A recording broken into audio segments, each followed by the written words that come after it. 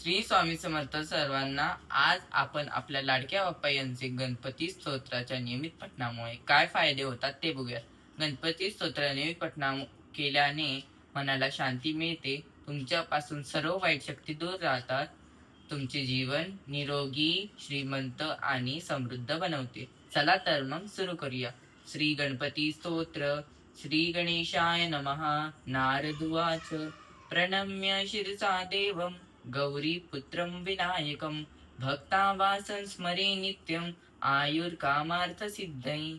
प्रथमं वक्रतुण्डश्च एकदन्तं द्वितीयकं तृतीय कृष्णपिङ्गाक्ष गजवक्त्रं चतुर्थकं लम्बोदर पञ्चमश्च षष्ठ विकटमिव च सप्तं विघ्नराजेन्द्रं धूम्रवर्णं तथाष्टकं नवं बालचन्द्रमश्च दशं तु विनायकम् एकादश गणपती द्वादशा तु गजाननं द्वादशैतानि नामानि त्रिसन्ध्याय पठेन्नर न च विघ्नाभये तस्य सर्वसिद्धिकार प्रभो.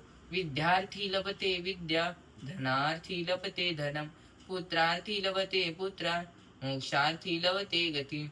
जपेत गणपती स्तोत्र षडभिर्मार्स फल लभित सर्वसेनेन सिद्धीच्च लभते नात्र संशय.